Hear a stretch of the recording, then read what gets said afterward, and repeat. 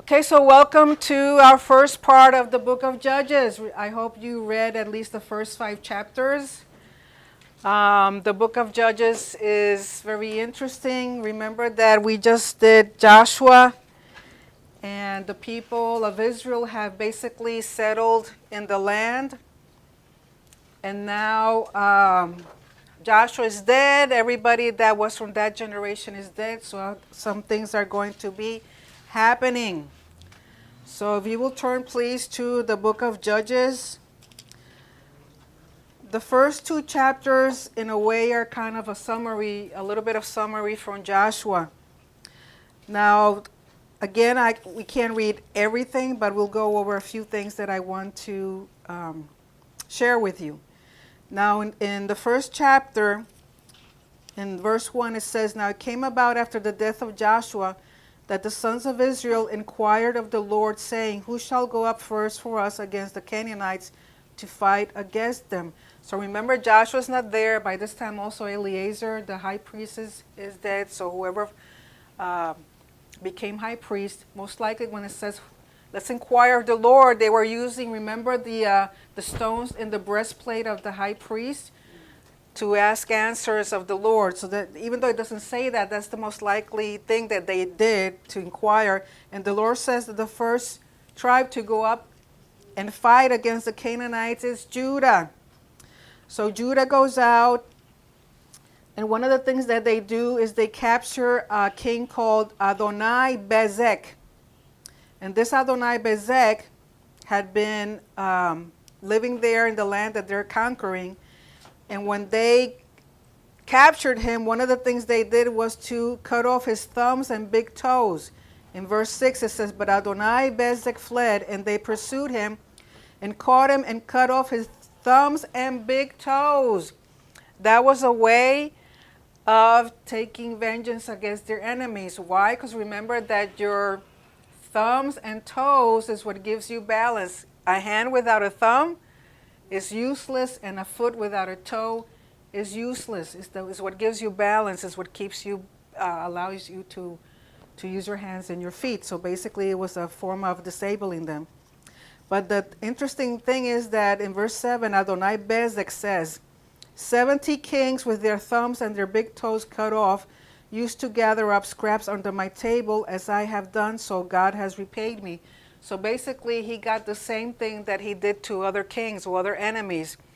Now, even though he says that God has done this to him, doesn't mean that it's the God of Israel, most likely the God in which he believed. Okay? So Judah goes, and in verse 8 it says that he goes and fights against Jerusalem. Now, remember that during this time, probably Jerusalem, that was not the name of Jerusalem. Some places they call it Salem, other places they call it something else. But the thing is that the Jebusites were the ones that were living in Jerusalem. And it's really not until King David is king that he really, really captures Jerusalem and eliminates all the Jebusites. So from this moment on until King David is king, the Jebusites were in Jerusalem. Okay. Now remember that from this time to King David is over 350 years. So they fought a lot once they started settling the land.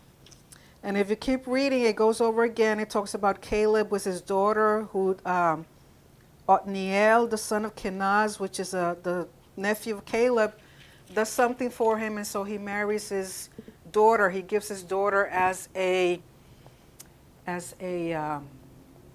recompense for what he did. It's not that he sold his daughter, it's just that by giving his daughter, remember that Caleb was one of the leaders, by giving his daughter to one of the warriors, it was really an honor. It was a position of honor and political honor.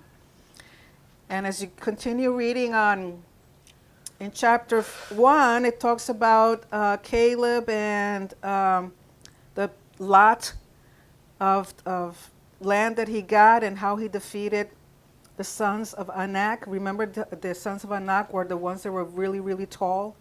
And it talks about some of the other tribes like Joseph, Manasseh, Ephraim, Zebulun, Asher, Naphtali. Dan. And the thing about these other tribes is they were conquering the land. The problem was that they were not really able to get out all the Canaanites from the land. They were able to conquer part of it, but not all of the people that were there, like the Lord said to do, were they able to conquer. Especially some of the Canaanites had chariots. And this was, according to the commentaries, this was a huge technology in military strategy to have chariots of iron. So basically, this is during the time of the Iron Age. But Israel did not have that advantage, so it was hard for them to battle against them. Okay. Now I want to focus on chapter 2, the following. It says, "Now the angel of the Lord, which it should say, the messenger of the Lord, the messenger of Yahweh, came up from Gilgal to Bochim. And he said, I brought you up out of Egypt." So if he's saying, I brought you up out of Egypt, this messenger of Yahweh is an exact representation of Yahweh. Okay, it's not Yahweh himself in the sense that you know that no one can see Yahweh and live. But this representation is the image of Yahweh personified that they can hear and see, which is also what's called the Memra, or it's called the Prince of the Covenant. He says, I brought you out of Egypt and led you into the land which I have sworn to your fathers. And I said, I will never break my covenant with you. And as for you, you shall make no covenant with the inhabitants of this land. You shall tear down their altars.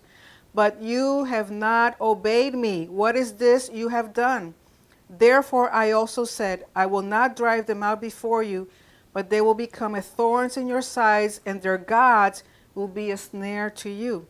When the messenger of Yahweh spoke these words to all the sons of Israel, the people lifted up their voices and wept.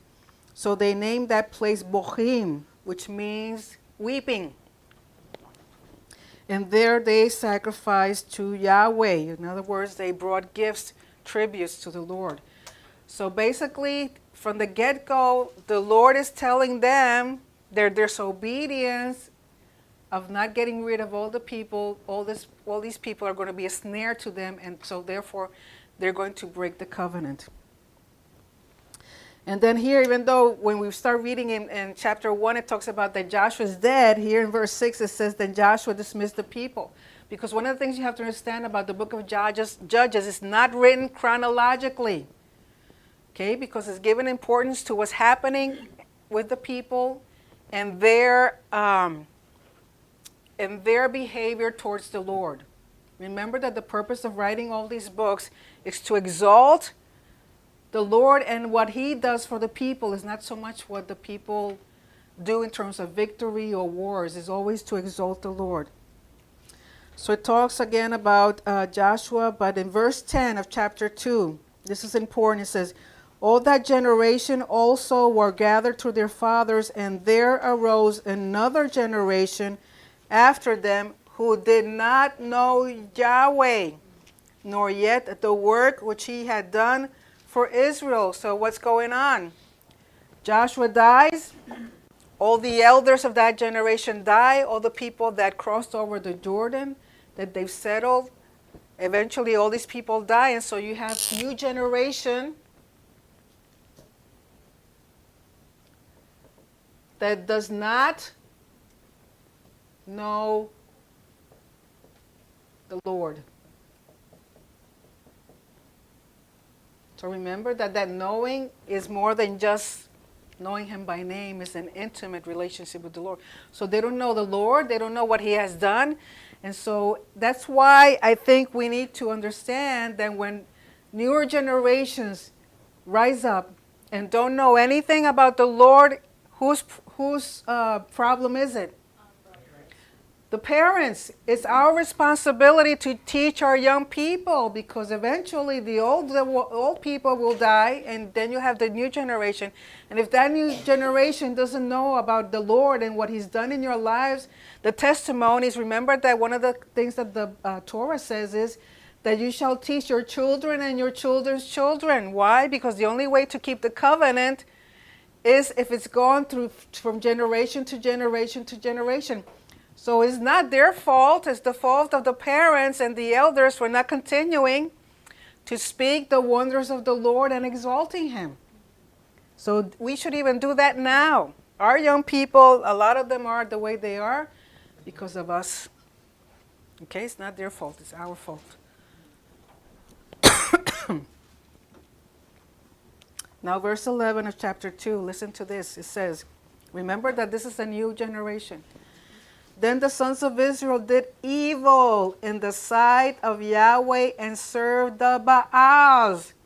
And they forsook Yahweh, the God of their fathers, who had brought them out of the land of Egypt, and followed other gods from among the gods of the peoples who were around them, and bowed themselves down to them. Thus they provoked Yahweh to anger.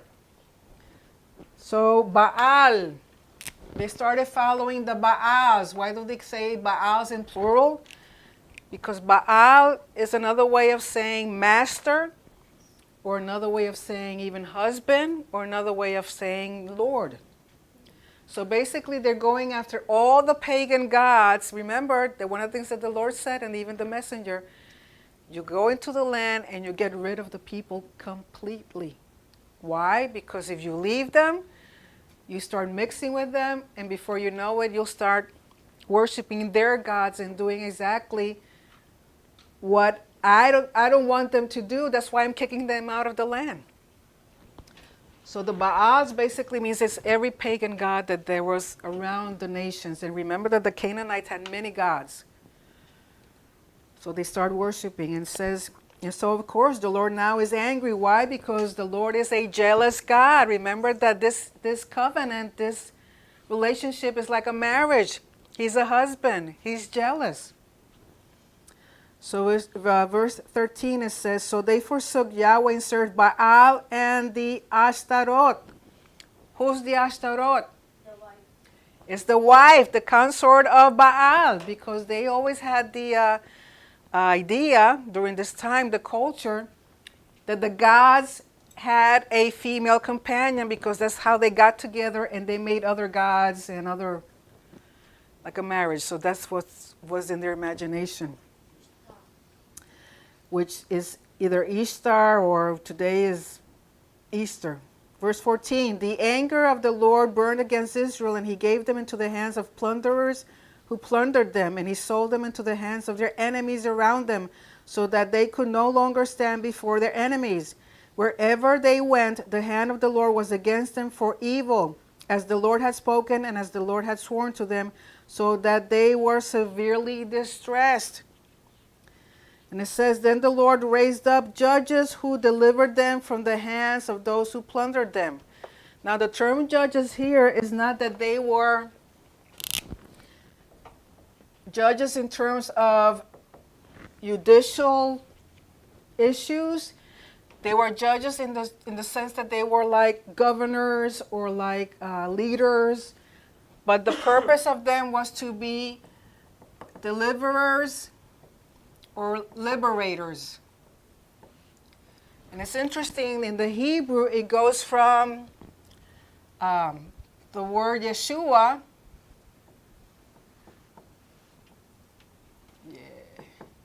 Yeshua, to Moshiach.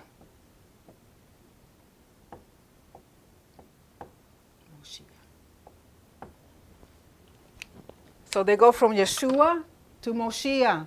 The judges were either a Yeshua or they were a Moshiach. They were either a deliverer or a liberator.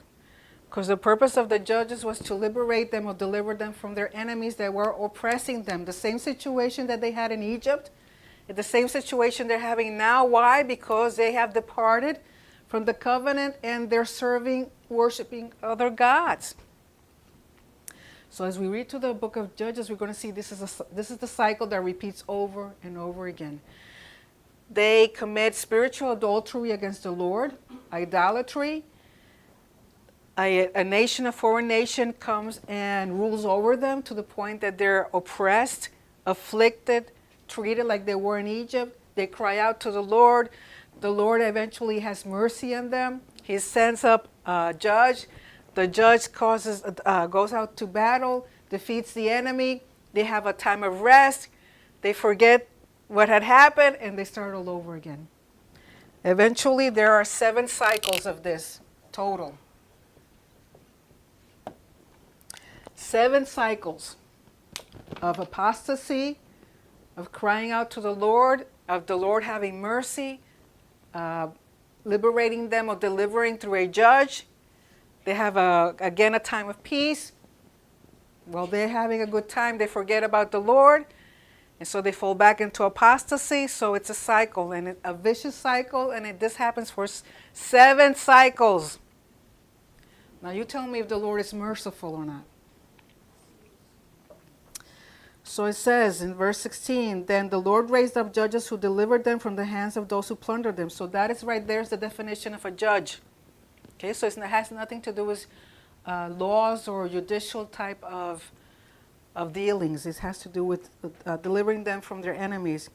Verse 17, yet they did not listen to their judges, for they played the harlot after other gods and bowed themselves down to them. They turned aside quickly from the way in which their fathers had walked in obeying the commandments of the Lord. They did not do so as their fathers.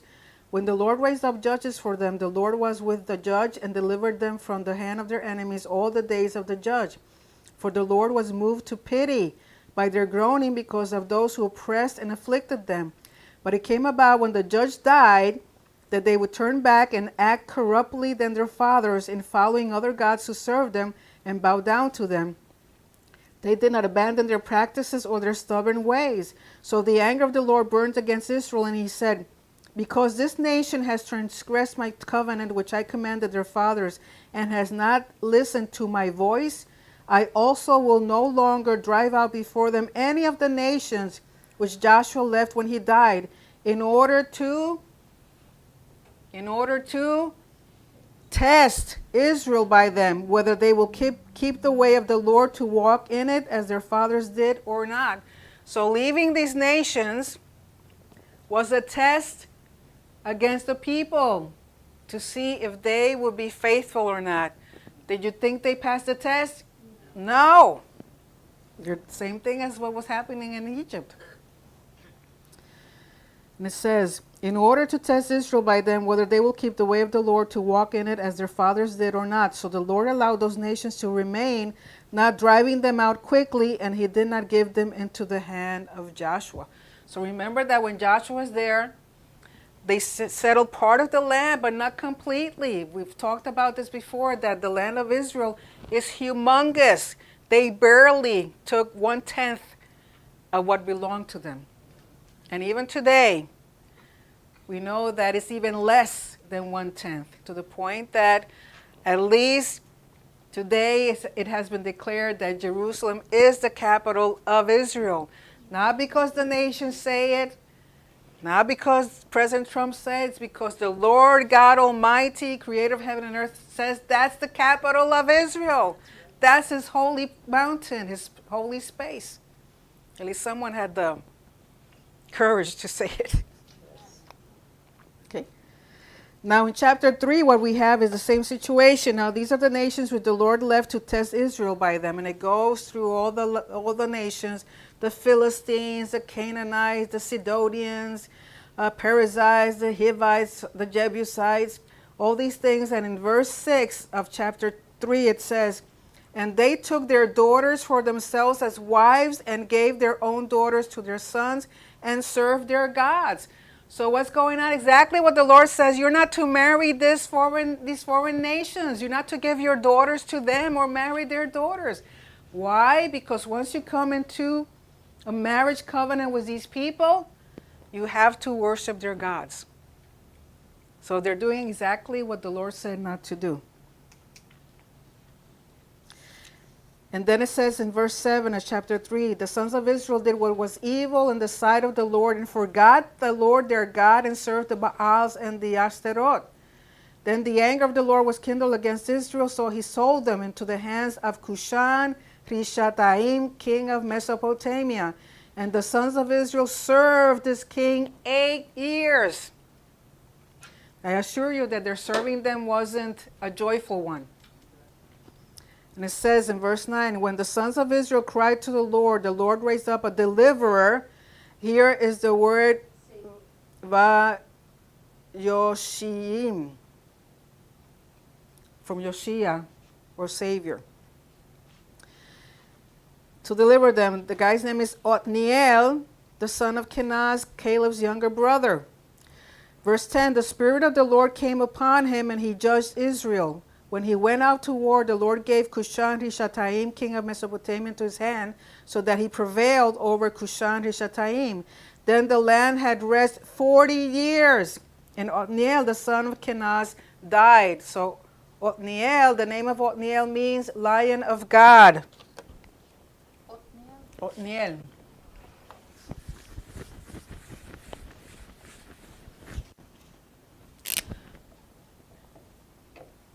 Othniel means Lion of God. So he's the first judge to come on board, but then he dies, and what happens? They do the same thing again.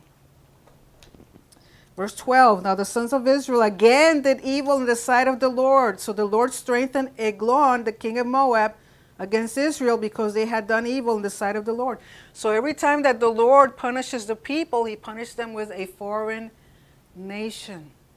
So when you have foreign nations oppressing other nations, it's because that's the way that the Lord takes, in a way, revenge, to show them, you don't want to do it my way.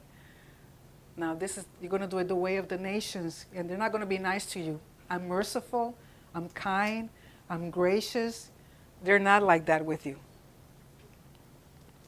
And it says in verse 13, and he gathered to himself the sons of Ammon and Amalek. Didn't we talk about Amalek last time? Who was Amalek? The grandson of Esau.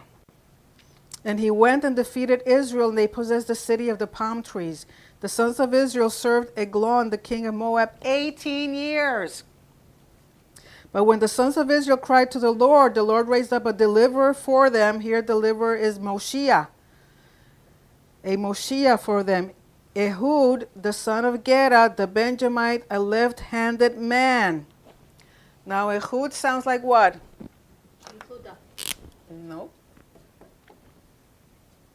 Echad. Echad. So Echad means one. Okay, so we have the line of God, and now we have one. Who's one? Yahweh. These names are not just given just for, it's to sound poetically nice. It has a reason. So now Ehud is the deliverer. And they mentioned that he's a Benjamin and that he's left-handed.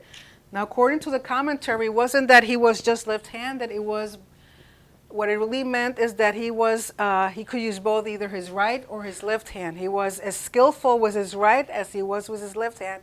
And that was a skill, especially on a warrior, to be able to do that. Because if you're fighting, you can fight from either way and still have the same skill and same way of fighting. Because, some people, if you're right-handed, you just can't do anything. Your left hand is worthless. Or if you're left-handed, your right hand is worthless. But this guy was able to use both his hands.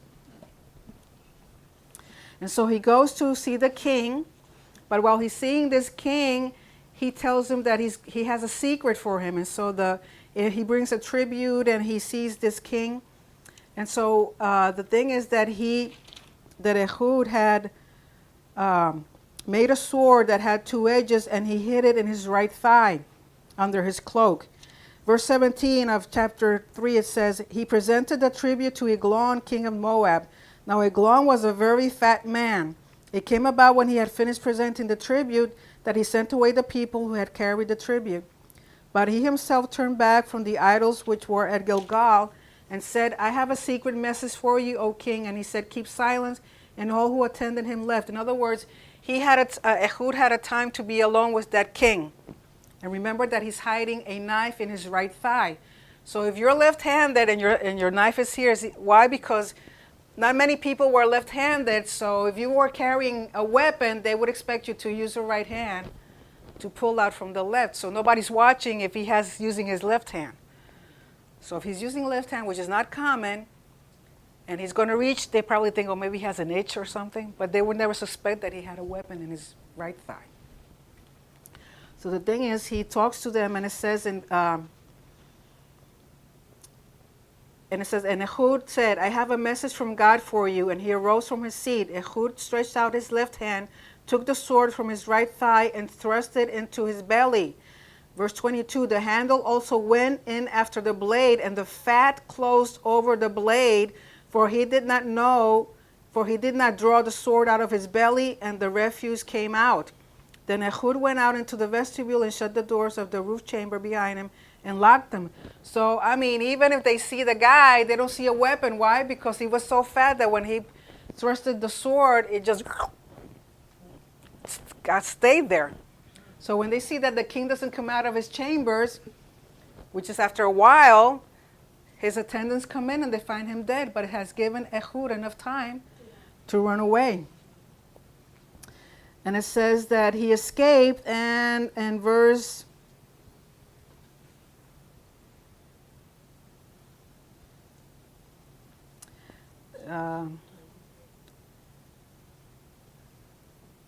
verse 26, it says, now Ehud escaped while they were delaying, and he passed by the idols and escaped to Seirah. It came about when he had arrived that he blew the shofar in the hill country of Ephraim, and the sons of Israel went down with him from the hill country, and he was in front of them. He said to them, pursue them, for the Lord has given your enemies, the Moabites, into your hands.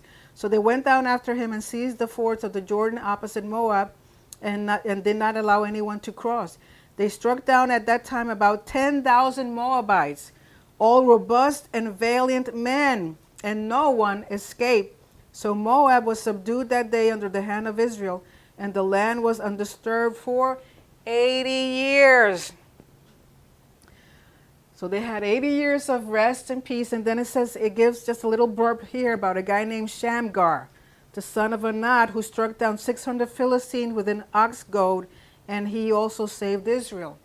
Now the commentaries say that they think that Shamgar was not an Israelite, but a foreigner that was doing some fighting, but his fighting brought even a consequence of his fighting against the Philistines was that the peace continued in Israel. Because remember, the Philistines have always been enemies of Israel. Now in chapter 4 it says, then the sons of Israel again did evil in the sight of the Lord after Ehud died. And the Lord sold them into the hand of Jabin, king of Canaan, who reigned in Hazor. And the commander of his army was Sisera, who lived in Haroshet Hagoyim. The sons of Israel cried to the Lord, for he had 900 iron chariots, and he oppressed the sons of Israel severely for 20 years. So every time that a judge dies, after all this time of rest and peace, they go back and do evil, and then it's so hard because this nation is oppressing them that they cry out to the Lord, and the Lord again is so merciful that he sends another judge. But this time, after 20 years, shows up Deborah. Deborah. What does Deborah mean? The word? Word, davar. Davar is word, and Deborah is the feminine of davar. So it means word, or the spoken word. And female. So for those in this century that say women shouldn't be leaders or pastors or teachers, they should read this. Because she was the whole leader of the whole nation of Israel. And not only that, she's a prophetess. She was also a prophet. And a prophet in that time was someone that spoke on behalf of Yahweh. So she's no goofy lady. This woman is a very important lady. And it says, now Deborah, a prophetess, the wife of Lapidot, was judging Israel at that time. She used to sit under the palm tree of Deborah between Ramah and Bethel in the hill country of Ephraim, and the sons of Israel came up to her for judgment. Now when it says judgment, most likely complaining about what was going on with the oppressors. Now she sent and summoned Barak, the son of Binoam, from Kadesh Naphtali, and said to him, behold, Yahweh, the God of Israel, has commanded, go and march to Mount Tabor, and take with you 10,000 men from the sons of Naphtali and from the sons of Zebulun. Verse 7, I will draw out to you Sisera, the commander of Jabin's army, with his chariots and his many troops to the river Kishon, and I will give him into your hand. So Deborah is telling Barak, and it's not Obama,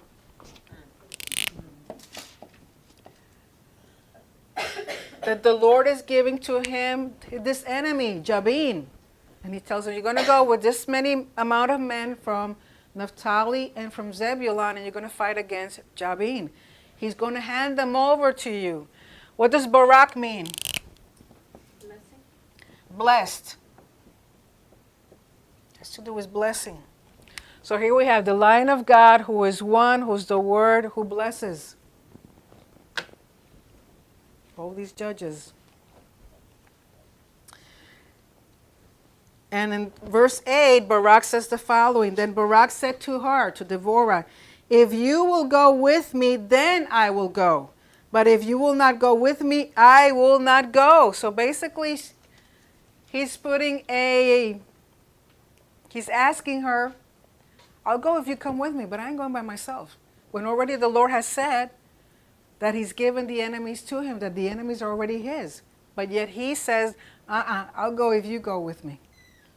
And she says, verse 9, she said, I will surely go with you. Nevertheless, the honor shall not be yours on the journey that you're about to take, for the Lord will sell Sisera into the hands of a woman.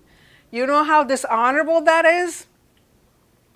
He was given the opportunity of his lifetime to be a warrior hero, to go against the enemy that already the Lord had put in his hands. But he said, the war, unless you go with me, I ain't going. And he says, okay, I'll go with you, but you will see that the honor will not be yours. The Lord is going to use a woman to defeat Sisera. So they go and they gather the men of Zebulun and of Naphtali, and then in verse 11 it talks about, now Heber the Kenite had separated himself from the Kenites, from the sons of Hobab, the father-in-law of Moses, and had pitched his tent as far away as the oak in Zananim, which is near Kadesh. Then they told Sisera that Barak, the son of Abinoam, had gone up to Mount Tabor. Sisera called together all his chariots, 900 iron chariots, and all the people who were with him from Haroshet Hagoim to the river Kishon. Deborah said to Barak, arise, for this is the day in which the Lord has given Sisera into your hands. Behold, the Lord has gone out before you. So Barak went down from Mount Tabor with 10,000 men following him. The Lord routed Sisera and all his chariots and all his army with the edge of the sword before Barak, and Sisera alighted from his chariot and fled away on foot. So what we have here is the Lord helping the Israelites, but when it says that the Lord routed Sisera and his people, is that basically the Lord did something to confuse them. The same thing that happened to the Egyptians when they were going after Israel, when they were about to cross the Red Sea, that the Lord confused and took off the wheels of the chariots. So the Lord, why? Because the Lord, remember that it's the Lord who fights for them. He's a warrior God, so he's fighting, and it was something that was known during this time, this culture, that when battles were won, it was because the gods were in your favor. So here, by this happening, they know that it's the God of Israel, Yahweh, who's helping them. And so, but what happens? Sisera sees that he's losing, so he flees. Verse 17, now Sisera fled away on foot to the tent of Yael, the wife of Heber the Kenite. So we have here, remember that Heber was a guy that Sisera knew. He had some relationship with him. But his wife, Yael, is the one that's in the tent. So it says, now Sisera fled away to the tent of Yael, the wife of Heber the Kenite, for there was peace between Jabin, the king of Hazor, and the house of Heber the Kenite. Yael went out to meet Sisera and said to him, turn aside, my master, turn aside to me, do not be afraid. And he turned aside to her into the tent, and she covered him with a rug. Verse 19, he said to her, please give me a little water to drink, for I am thirsty. So she opened a bottle of milk and gave him a drink. Then she covered him. Why did she give him milk? because milk tends to make you sleepy because it has a lot of fat. And remember, he's exhausted from running away from the Israelites. So like when you give milk to a baby, the same thing, same effect. So she gave him a drink, and then she covered him. Verse 20, he said to her, stand in the doorway of the tent, and it shall be, if anyone comes and inquires of you and says, is there anyone here? That you shall say no. But Yael, Heber's wife, took a tent peg and seized her hammer in her hand and went secretly to him and drove the peg into his temple, and it went through into the ground, for he was sound asleep and exhausted. So he died, of course. And behold, as Barak pursued Sisera, Yael came out to meet him and said to him, come, and I will show you the man whom you are seeking. And he entered with her, and behold, Sisera was lying dead with the tent peg in his temple. Now the tent peg is not a little bitty piece of, it must have been this huge to go right through his head and into the floor. So the thing is, Yael, she breaks all the laws and all the customs and all the traditions. First of all, she's a woman. Number two, she allows a man into her tent and her husband is not there. So she has no permission. She just takes it on her own. He brings the guy in. She offers hospitality, but remember that hospitality in this culture and this time is huge. You don't treat your visitors that way. So she makes him think that he's been accepted into her house. She gives him milk, which is going to make him sleepy. He's exhausted. He lies down. He makes him comfy. He covers him up. And then while he's completely sound asleep, she kills him.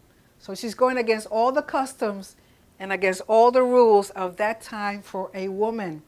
And yet, when Barak comes, here she comes down and says, hey, I got your enemy. I did it. Can you imagine the face of Sisera? Barak? Because they don't say. But what happened? Exactly what Deborah had told him.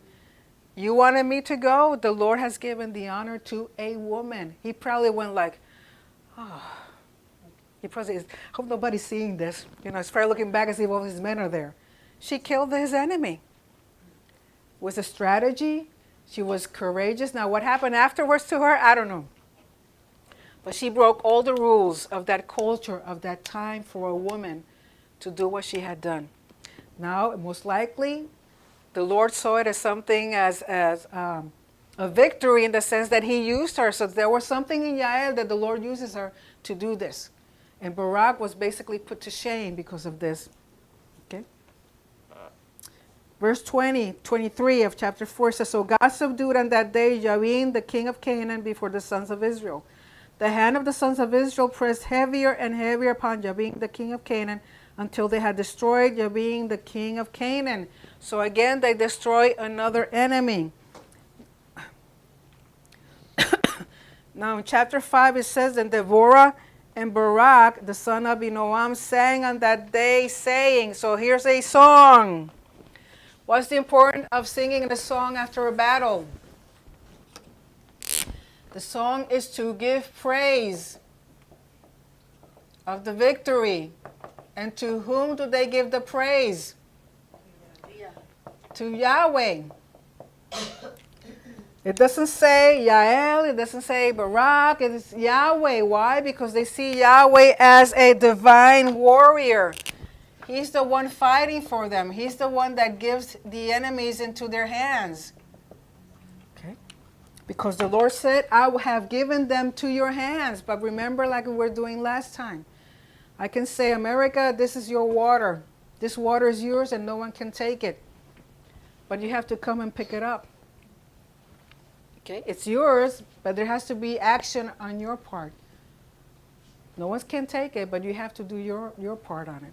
So they're singing this song as a praise of victory. And it says in verse 2, that the leaders led in Israel, that the people volunteered, bless Yahweh. Hear, O kings, give ear, O rulers. To Yahweh I will sing praise to Yahweh, the God of Israel. So the honor and the victory goes to Yahweh. It's not about men, it's what the Lord does for them. And it says in verse 4, Lord, when you went out from Seir, when you marched from the field of Edom, the earth quaked, the heavens also dripped, even the clouds dripped water. Now, as you read this, you're going to see there's a lot of words that have to do with nature, with wind, with rain. Why? Because one of the characteristics of Baal, they thought that Baal was a storm god. So all the things that they sing is to show them that it's not Baal who has control of the storms and of the rain and of the clouds, but the God of Israel. So it's a contrast. They're singing unto Yahweh to show them that it's not Baal, it is Yahweh who's the only God and the one that has control of everything. In verse 5 it says, the mountains quaked at the presence of Yahweh, this Sinai at the presence of Yahweh, the God of Israel. In the days of Shamgar, the son of Anat, in the days of Yael, the highways were deserted, and travelers went by roundabout ways. The peasantry ceased, they ceased in Israel, until I, Deborah, arose. Until I arose, a mother in Israel. So Deborah is seen as a mother to Israel. Verse 8, new gods were chosen, then war was in the gates. Not a shield or a spear was seen among 40,000 in Israel. My heart goes out to the commanders of Israel, the volunteers among the people. Bless Yahweh. You who ride on white donkeys, you who sit on rich carpets, and you who travel on the road, sing. They mention white donkeys because if the donkeys had a clear coat, a lighter colored coat, that was used by people that were rich. It was a form of social status. It was, for them during that time, it was like riding on a limousine. So anytime they saw somebody that had a donkey that was of a different color, light color, because usually donkeys are kind of grayish, but if it was like tan or brownish or a little lighter color, they knew that this was a person of a high social status. So what she's saying is, those that are poor sing to Yahweh, those that are rich sing to Yahweh. Everybody sing to Yahweh the praises because he has given victory to Israel. Verse 11, at the sound of those who divide flocks among the watering places, there they shall recount the righteous deeds of the Lord, the righteous deeds for his peasantry in Israel. Then the people of the Lord went down to the gates. Awake, awake, Devorah, awake, awake, sing a song. Arise, Barak, and take away your captives, O son of Binoam. Their survivors came down to the nobles. The people of the Lord came down to me as warriors. From Ephraim, those whose root is in Amalek came down, following you, Benjamin, with your peoples. From Machir, commanders came down. From Zebulun, those who wield the staff of office. And the princes of Issachar were with Devorah, as was Issachar, so was Barak. Into the valley they rushed at his heels. Among the divisions of Reuben, there were great resolves of heart. Why did you sit among the sheepfolds to hear the piping for the flocks? Among the divisions of Reuben, there were great searchings of heart. Gilead remained across the Jordan, and why did Dan stay in ships? Asher sat at the seashore and remained by its landings. In other words, not all the tribes came to fight against Jabin, just certain ones. Others that kept doing what they were doing. Verse 18, Zebulun was a people who despised their lives even to death, and Naphtali also in the high places of the field. The kings came and fought, then fought the kings of Canaan. At Tanakh, near the waters of Megiddo, they took no plunder in silver. The stars fought from heaven, from their courses they fought against Sisera. Why? Because they understood that even the stars, the heavens, favored the people of Israel. Remember that a lot of these nations were into astrology. And so they saw the stars and the moons and the planets as helping people. But in this case, again, because Yahweh is the creator of heaven and earth and everything, they're attributing the victory to everything that the Lord has created to help the people. That is not Baal, the storm god, but it is Yahweh, the God of Israel. Verse 21, the torrent of Kishon swept them away, the ancient torrent, the torrent Kishon. O my soul, march on with strength.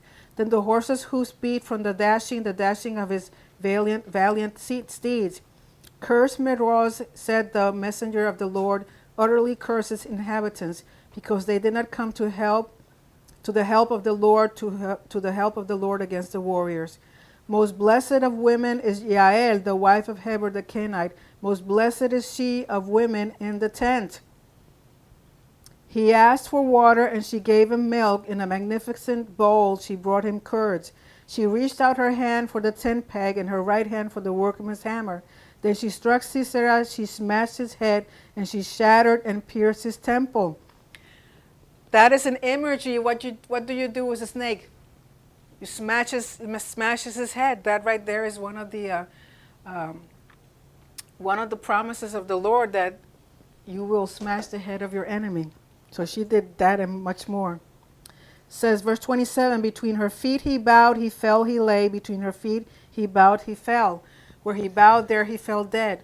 Out of the window she looked and lamented, the mother of Sisera, through the lattice. Why does his chariot delay in coming? Why do the hoofbeats of his chariots tarry? Her wise princesses would answer her. Indeed, she repeats her words to herself.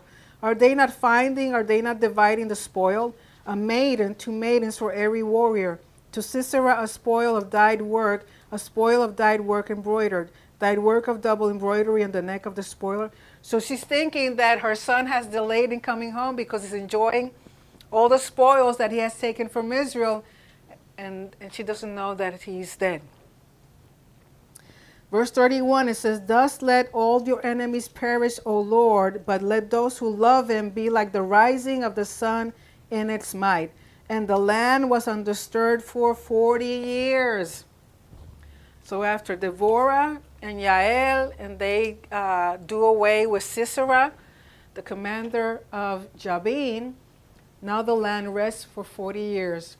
And we know that after those 40 years, we go again into a cycle of Israel doing evil in the sight of the Lord, and then he continues to raise more judges. Okay, so if you have any questions, this is the time to ask.